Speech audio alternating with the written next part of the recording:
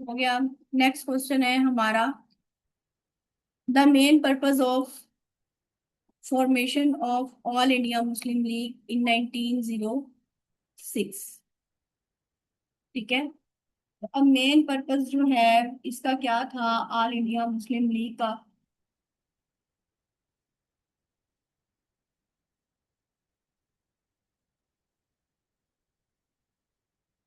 तो इसका जो ऑल इंडिया मुस्लिम लीग सबसे पहले मतलब इसका मेन जो है वो पर्पस क्या था, to safeguard Muslim rights. ठीक है, कि मुसलमानों के जो राइट्स हैं, उनके जो हकूक हैं, उनकी हिफाजत की जाए। तो ये कब हुआ, 1906 में ये बनी। अब देखिए, एक तो ये आपका एमसीक्यूज हो गया कि इसका मेन पर्पस क्या था, to safeguard Muslim rights. और दूसरा ये हो गया कि ऑल इंडिया मुस्लिम लीग। ठीक है, AIML से मुराद क्या है, ऑल इंडिया मुस्लिम लीग। क्या है, ऑल इंडिया मुस्लिम लीग। ठीक है, ऑल इंडिया मुस्लिम लीग ये कब बनी, 1906 में। किस किस का आप कह रहे हैं PDF? अभी तो मैं पढ़ा रही हूँ ना, तो इसके बाद आपको मिलेगा। और जो मैं पढ़ा रही हूँ इसी में से ही टेस्ट होगा सारा। और ये आपको मैं नोट्स भी दूंगी। ठीक है, ये जो आपको सारी आज इंफॉर्मेशन साथ साथ मैं पढ़ा रही हूँ, इन सब के नोट्स आपको मिलेंगे, लेकिन अभी नहीं मिलेंगे। ठीक है, लेकिन जो मैं पढ़ा रही हूँ टेस्ट आपका इसी में से ही होगा। सिर्फ सिर्फ पास पेपर्स वाले क्वेश्चंस नहीं होंगे, जो मैं एडिशनल पढ़ा रही हूँ ना, वो सारे क्वेश्चंस होंगे उसके अंदर। ठीक है, ऑल इंडिया मुस्लिम लीग कब बनी, 1906 में। अच्छा, थोड़ा सा अगर हम ऑल इंडिया मुस्लिम लीग के बारे में अगर हम देखें, तो ये एक कब बनी, ये 30 दिसंबर 1906। ठीक है, इसकी आप एग्जैक्ट डेट जो है ना वो याद कर रख लें, 30 दिसंबर 1906। अब जब पार्टीशन ऑफ बंगाल हुई थी ना, तकसीम बंगाल हुई, फिर उसके बाद उर्दू हिंदी तनाज़ा शुरू हो गया। तो उसके बाद ना मुसलमानों ने बड़ी शिद्दत से ये महसूस किया कि इनकी ना एक अलग पार्टी होनी चाहिए जो कि इन्हें रिप्रेजेंट करे। ठीक है, तो उस पर्पस के लिए, क्योंकि जो कांग्रेस थी ना, कांग्रेस वो तो सारा हिंदुओं को डोमिनेट करती थी। ठीक है, वो मुस्लिम राइट्स को तो लेकर ही नहीं आती थी। तो इसलिए ये जो ऑल इंडिया मुस्लिम लीग का क्याम इसीलिए हुआ था कि मुस्लिम राइट्स को जो है वो, मतलब मुसलमानों के हकूक को वाजिया किया जाए। ठीक है, उन्हें रिप्रेजेंट किया जाए। क्योंकि सर सैयद अहमद खान ने तो पहले ही कह दिया था कि मुसलमान और जो हिंदू हैं वो एक दो दो अलग अलग कौमें हैं। तो उर्दू हिंदी तनाज़ा हुआ, उसके बाद फिर मुसलमानों को ये शिद्दत से महसूस होने लग गया कि उनकी जो है वो एक सेपरेट पार्टी होनी चाहिए। तो उसमें ना ये हुआ था कि मोहम्मदन एजुकेशनल कॉन्फ्रेंस का ना ढाका के अंदर इजलास हो रहा। ठीक है, तो तब किसके घर, नवाब सलीमुल्लाह खान। ठीक है, ये जो नवाब सलीमुल्लाह खान थे ना, इन्होंने ही क्या किया था, मोहम्मदन एजुकेशनल कॉन्फ्रेंस का नेम चेंज करके उसका नेम मुस्लिम लीग रख दिया था। ठीक है, तो ये जो नवाब सलीमुल्लाह खान है वो इसके फाउंडर है। ठीक है, क्या है, इसके फाउंडर है।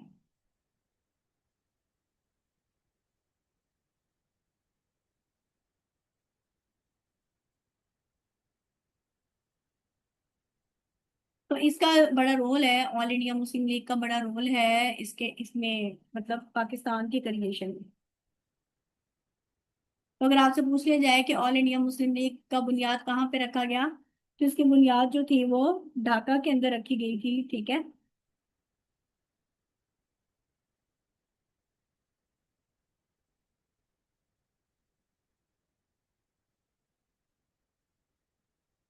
ओके स्टूडेंट्स, उसके बाद हमारे पास जो आता है ना,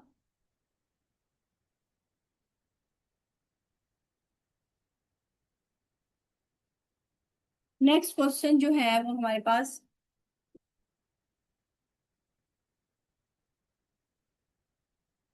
फर्स्ट सेशन इसका 1907 के अंदर हुआ था। ठीक है, मुस्लिम लीग का।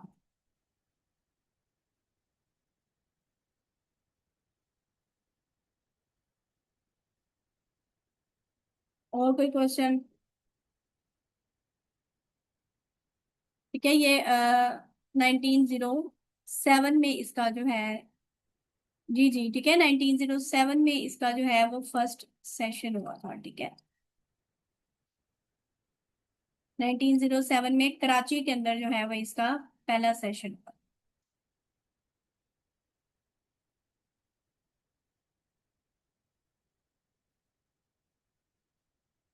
जी जी, ये क्वेश्चन भी जो है वो पेपर में पूछा जाता है।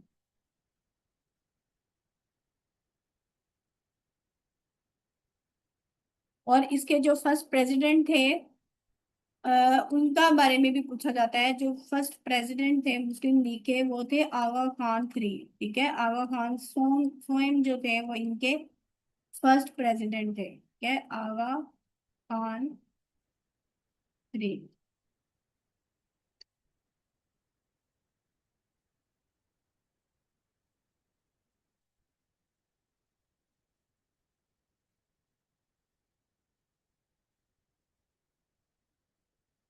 कायद ने जो है ना India all India Muslim league को 1913 में ज्वाइन किया था, ठीक है। कायदे आजम ने join all India Muslim League in 1913, ठीक है। ये भी पेपर में काफी दफा क्वेश्चन जो है वो रिपीट हुआ है कि कायदे आजम ने जो है वो ऑल इंडिया मुस्लिम लीग को कब ज्वाइन किया। तो ऑल इंडिया मुस्लिम लीग को कायदे आजम ने 1913 के अंदर ज्वाइन किया।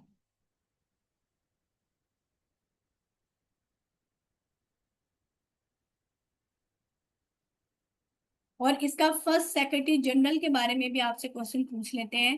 तो इनके जो फर्स्ट सेक्रेटरी जनरल थे ना ऑल इंडिया मुस्लिम लीग के, फर्स्ट सेक्रेटरी जनरल, ठीक है। तो फर्स्ट सेक्रेटरी जनरल कौन था इनका?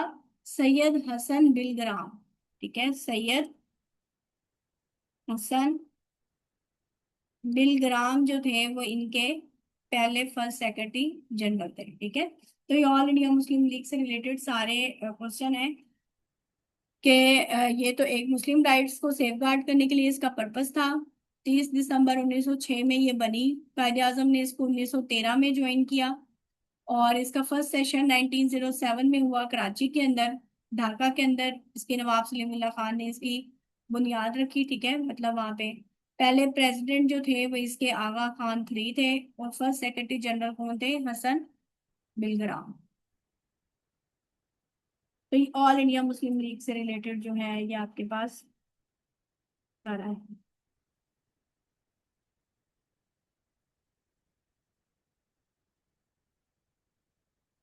उसके बाद नेक्स्ट हमारे पास जो क्वेश्चन है वो है इसका परवेज, ठीक है। Pervez Hoodbhoy is famous in the field of, ठीक है। ये भी इस पेपर के अंदर क्वेश्चन आया होगा।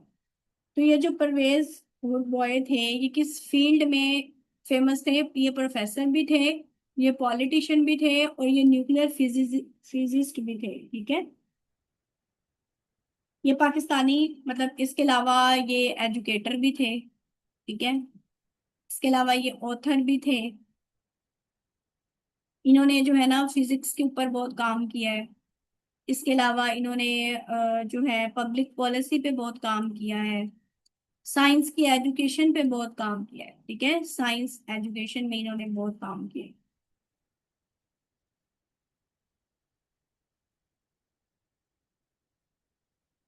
बस आपने ये कहना है कि ये पाकिस्तानी क्या थे, बस इतना याद रख लें कि ये पाकिस्तानी प्रोफेसर भी थे, पॉलिटिशियन भी थे, फिजिस्ट भी थे, एजुकेटर भी थे, ऑथर भी थे।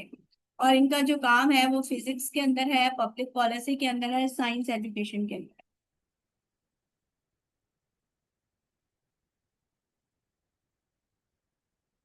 कायदे आजम यूनिवर्सिटी में जो है ना वो इन्होंने मतलब काफी साल पढ़ाया था। बस इसके बारे में आपने इतना ही जो है वो याद रखना। नेक्स्ट क्वेश्चन है हमारा, Pakistan defeated first hockey world cup in 1971। मतलब पाकिस्तान ने पहला वर्ल्ड कप कब जीता था? 1971 में जीता था। और किसके अगेंस्ट? स्पेन के अगेंस्ट, ठीक है। अब पाकिस्तान जो है ना, अब ये तो हो गया कि पहला वर्ल्ड कप 1971 के अंदर जीता पाकिस्तान ने, पहला हॉकी वर्ल्ड कप। और वो किसके अगेंस्ट? स्पेन के खिलाफ। अब अगर आपसे पूछ लिया जाए कि पाकिस्तान ने टोटल कितनी दफा हॉकी वर्ल्ड कप जीता है, पाकिस्तान ने कितनी दफा विन किया है हॉकी वर्ल्ड कप, कौन बताएगा? टोटल 4 दफा, गुड। कैसे? 4 टाइम्स जो है वो टोटल पाकिस्तान ने जो है वो हॉकी वर्ल्ड कप इसके अंदर विन किया है। पहली दफा 1971 में, दूसरी दफा 1978 में, तीसरी दफा 1982 में, और तीसरी दफा 1990, चौथी दफा 1994 में। 1971 में जिसके अगेंस्ट इन्होंने किया था वो स्पेन था, ठीक है। 1978 में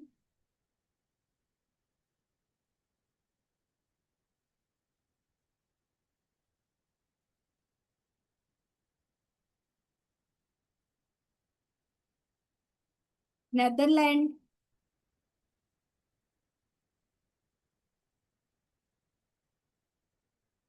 1982 में जर्मनी। और 1994 में Spain, sorry Netherland. 1 minute student.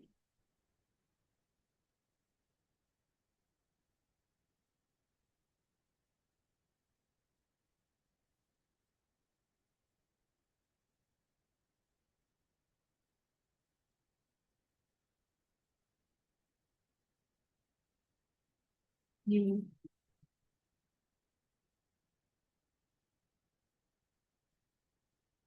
ठीक है।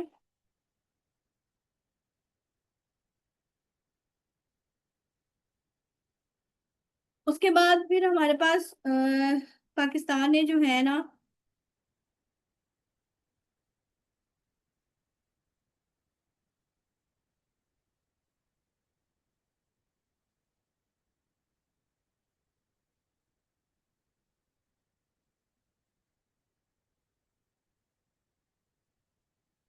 ये, और आपको पता है कि हॉकी जो है वो हमारी क्या है, नेशनल गेम, ठीक है।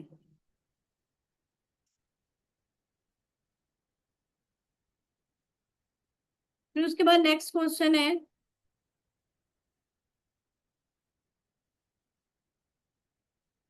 डॉक्टर अब्दुल कदीर खान के बारे में, ठीक है। डॉक्टर अब्दुल कदीर खान जो है वो कौन थे? तो डॉक्टर अब्दुल कदीर खान जो है वो केमिकल इंजीनियर भी थे और मेटलर्जिकल इंजीनियर भी थे, लेकिन फिजिस्ट नहीं थे, ठीक है। ये दोनों थे, केमिकल इंजीनियर भी और मेटलर्जिकल इंजीनियर भी, लेकिन फिजिस्ट नहीं थे ये। तो बहुत ए एंड बी जो है वो इसका आंसर होगा।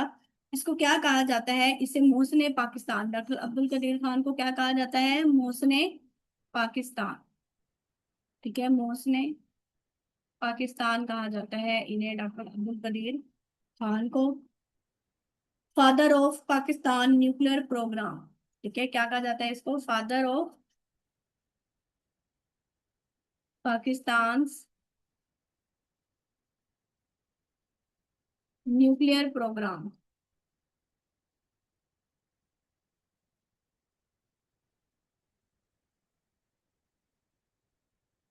ठीक है। 1936 में इनकी ना पैदाइश की डेट भी पूछ ली जाती है, तो ये कब पैदा हुए थे? ये 1936 में जो है ये पैदा हुए थे। और इनकी जो डेथ डेट है ये भी आपसे पूछ ली जाती है, तो इनकी जो डेथ डेट थी ना, इनकी डेथ डेट थी 10 अक्टूबर 2021 में। ये इस्लामाबाद में इनकी डेथ हुई थी, ठीक है, इस्लामाबाद के अंदर।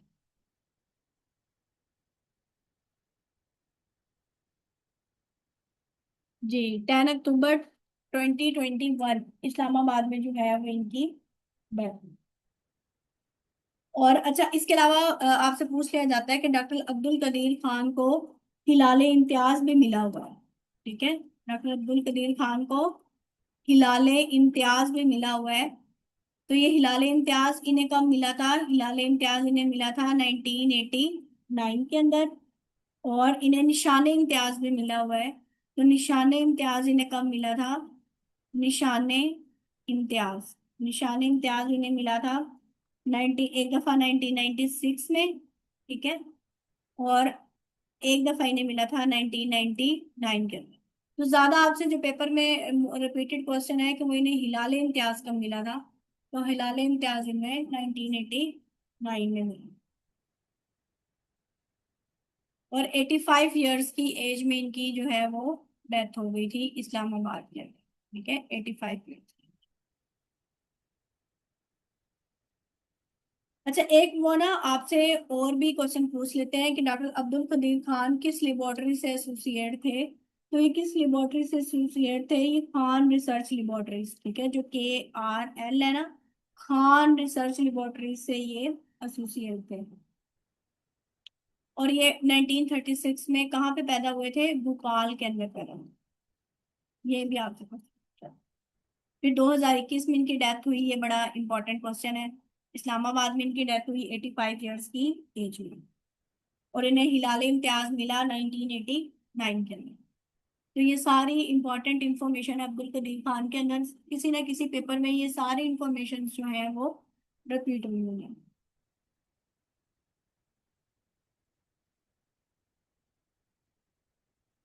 उसके बाद नेक्स्ट क्वेश्चन है हमारे पास, विच गवर्नमेंट इंट्रोड्यूसेस IPPs। ठीक है, किस गवर्नमेंट ने IPPs को इंट्रोड्यूस करवाया। तो पाकिस्तान पीपल्स पार्टी ने, PPP किसका एब्रीवेशन है, पाकिस्तान पीपल्स पार्टी। ठीक है, ये इसने इंट्रोड्यूस करवाया था।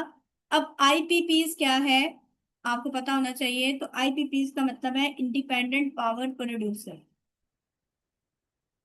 Independent power producers. ठीक है, ये इसका एब्रीवेशन है IPPs का। ये क्या हुआ था कि पहला जो IPPs था वो पाकिस्तान पीपल्स पार्टी ने 1996 में, मतलब ये पहला एग्रीमेंट हुआ था। और ये किसके दौर में हुआ था, बेनजीर भुट्टो। ये बेनजीर भुट्टो का जब सेकंड टर्म था ना, तब।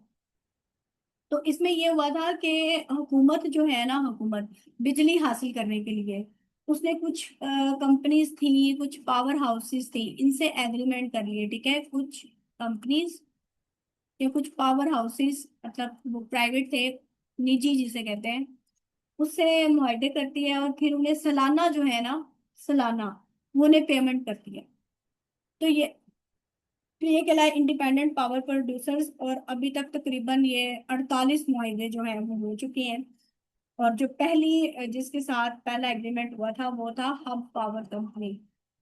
लेकिन इन्होंने, मतलब कह लें कि मुल्क का ना बेड़ा गर्क कर दिया।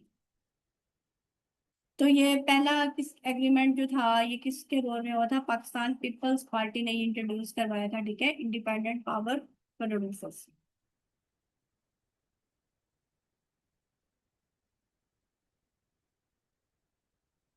नेक्स्ट क्वेश्चन है हमारे पास ODI से रिलेटेड, पाकिस्तान वोन।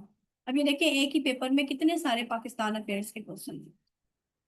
Pakistan was runner up in the ICC world cup.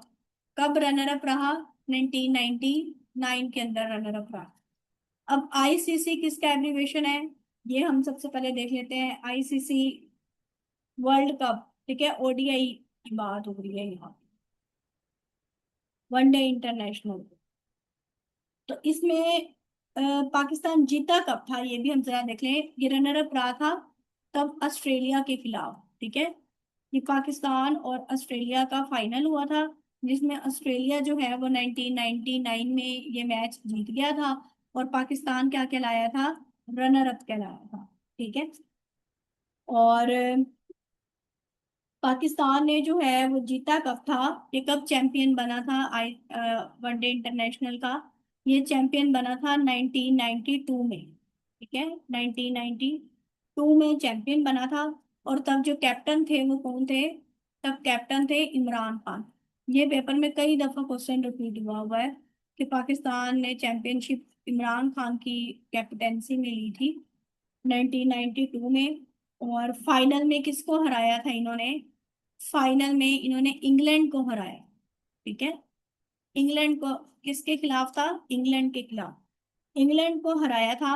और ये जो मैच हो रहा था, मतलब उसका वेन्यू कौन सा था, कहाँ पे ये मैच हो रहा था, तो ये ऑस्ट्रेलिया के अंदर मैच हुई। ठीक है, ऑस्ट्रेलिया मेलबोर्न के अंदर जो है ये मैच हो रहा था। वहां पे इंग्लैंड के खिलाफ 1992 में, तब इमरान खान कैप्टन थे, तभी ये चैंपियन बना। अभी मोस्ट अगर सक्सेसफुल टीम्स देखी जाए वनडे इंटरनेशनल की, तो वो ऑस्ट्रेलिया है। ठीक है। इसने अब तक जो है वो 6 दफा जो है वो जीत चुके हैं, 6 टाइम।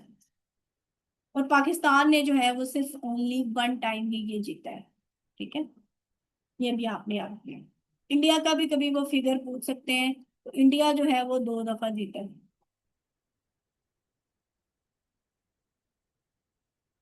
इसमें जो पाकिस्तान है ना, वो 2 दफा रनर अप रहा है।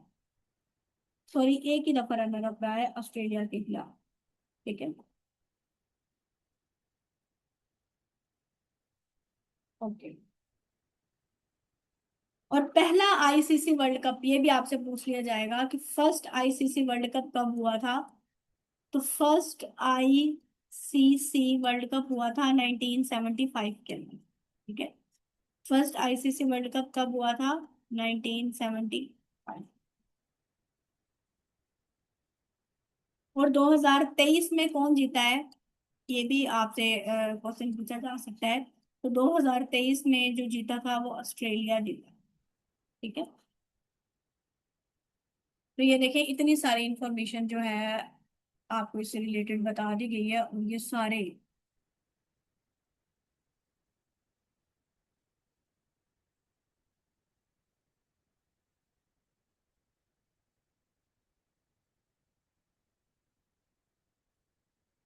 इसको नोट करने हैं।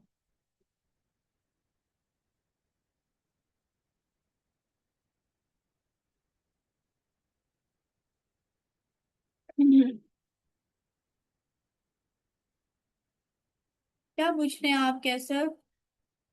Jointly world cup hosted by Pakistan and India in which year?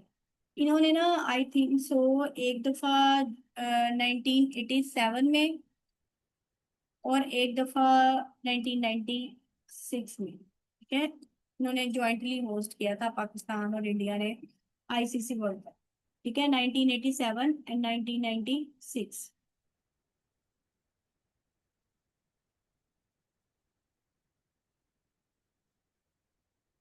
Pakistan और इंडिया ने इसको ज्वाइंटली होस्ट किया था, 1987 में भी और 1996 में।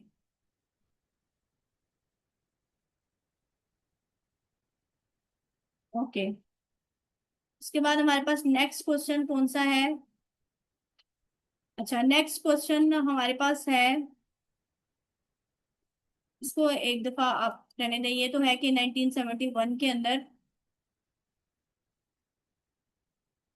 के पाकिस्तान सबमरीन ने जो है वो सक्सेसफुली इंडियन फ्रिगेट को मतलब सैंक कर दिया था, किस सबमरीन के जरिए?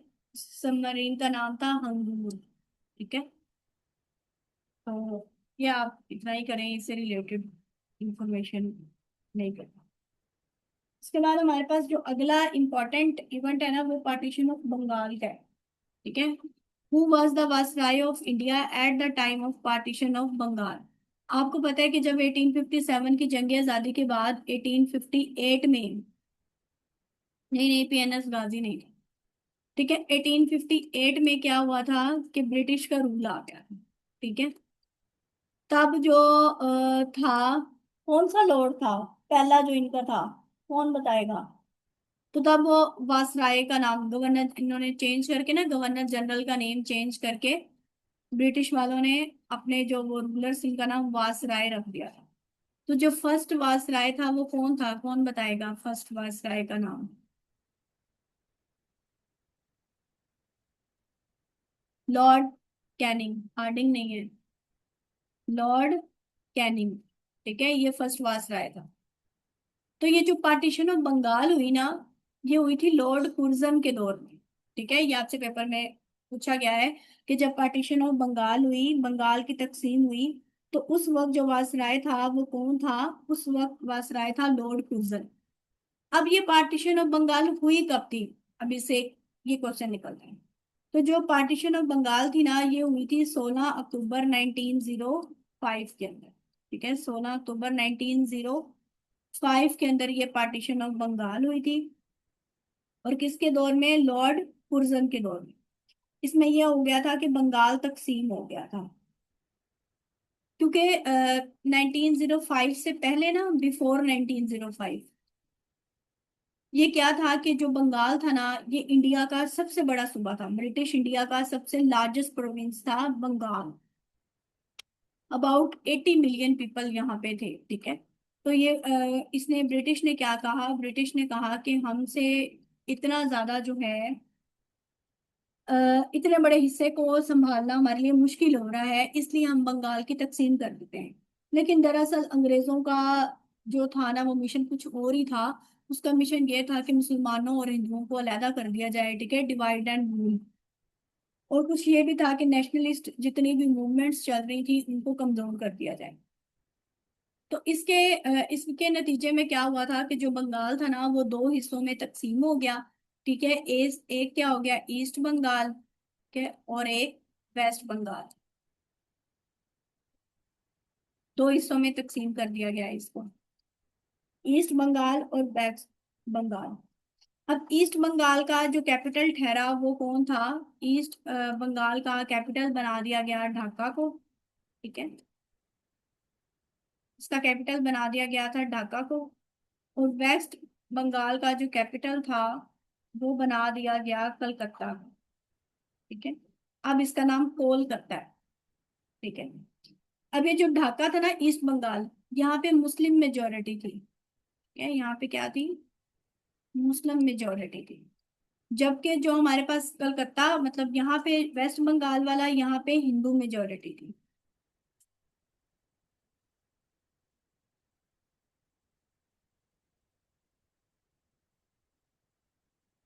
तो उन्होंने मतलब यही कहा कि हम मतलब इतने बड़े हिस्से को मैनेज नहीं कर सकते, इसलिए हमें इसकी तकसीम करनी पड़ेगी। लेकिन पॉलिटिकल रीजन तो उनका यही था कि मुसलमान और हिंदुओं को यूं अलहदा कर दिया जाए, ठीक है, under the policy of divide and rule. अब मुसलमानों ने क्या किया? मुसलमानों ने इस पार्टीशन को सपोर्ट किया, ठीक है। और लेकिन जो हिंदू थे ना, हिंदू, उन्होंने जो है वो इसको बड़ा अपोज किया, ठीक है। इसको हिंदुओं ने क्या किया? बड़ी इसकी मुखालफत की। और इन्होंने क्या किया? इन्होंने स्वदेशी मूवमेंट चला दी। हिंदुओं ने कौन सी मूवमेंट चलाई? स्वदेशी मूवमेंट। अब पास पेपर में ना आपसे क्वेश्चन पूछा गया है कि ये जो स्वदेशी मूवमेंट थी वो किसके खिलाफ चलाई गई? तो स्वदेशी मूवमेंट जो है वो किसके खिलाफ चली? Against the partition of Bengal. के स्वदेशी मूवमेंट किसके खिलाफ चली थी? Against the partition of Bengal जो है वो स्वदेशी मूवमेंट चलाई गई। और ये किन्होंने चलाई? हिंदुओं ने चलाई। इसमें उन्होंने क्या किया कि जो ब्रिटिश के, बरतानिया की जो चीजें थी उनका बाइकआउट करना स्टार्ट कर दिया। अब जब इतनी ज्यादा मुखालफत के बाद ये जो पार्टीशन ऑफ बंगाल थी इसकी अनलमेंट हो गई, मतलब पार्टीशन ऑफ बंगाल खत्म हो गई। इस अनलमेंट कब हुई? 1911 के अंदर ये मनसूख कर दी गई, ये पार्टीशन खत्म कर दी गई। बंगाल दोबारा से रीयूनाइट हो गया, ठीक है, दोबारा से ये मुठीद हो गया। और तब क्या हुआ कि जो कैपिटल था ना, कलकत्ता, कलकत्ता, ठीक है, वो शिफ्ट हो गया। Capital Calcutta shift to Delhi, ठीक है। तो पेपर में आपसे एक तो क्वेश्चन आता है कि अनलमेंट कब हुई? अनलमेंट ऑफ पार्टीशन, ठीक है, कि पार्टीशन की कब खत्म हुई? 1911 में। और फिर एक आपसे क्वेश्चन पूछा जाता है कि जो कैपिटल कलकत्ता था वो दिल्ली कब शिफ्ट हुआ? 1911 के अंदर, ठीक है। तो ये आपके ये सारे इसके अंदर ये जो है कवर हो जाते हैं। मुसलमानों को इससे बड़ी मायूसी हुई थी जब इसकी एनरोलमेंट हो गई थी। तो ये भी बड़ा फैक्टर है जिससे फिर ऑल इंडिया मुस्लिम लीग का क्याम किया गया था, ठीक है।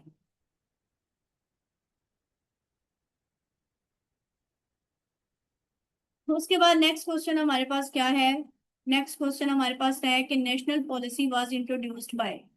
जो नेशनलाइजेशन की पॉलिसी थी वो किसने इंट्रोड्यूस की? वो जुल्फकार अली भुट्टो ने इंट्रोड्यूस की थी।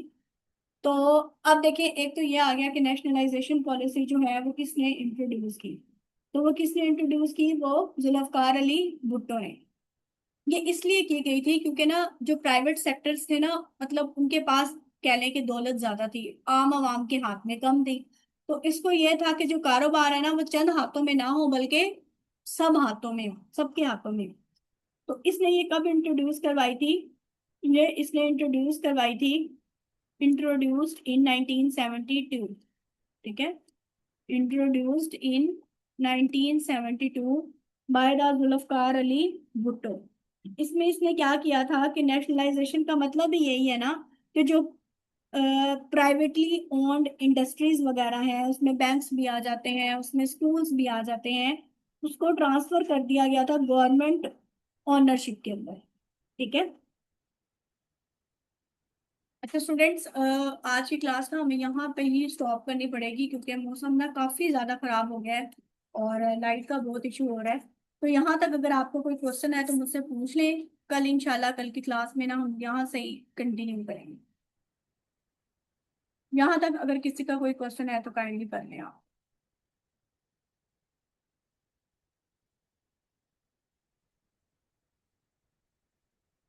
थोड़ा सा मौसम की वजह से बहुत डिस्टरबेंस है आज।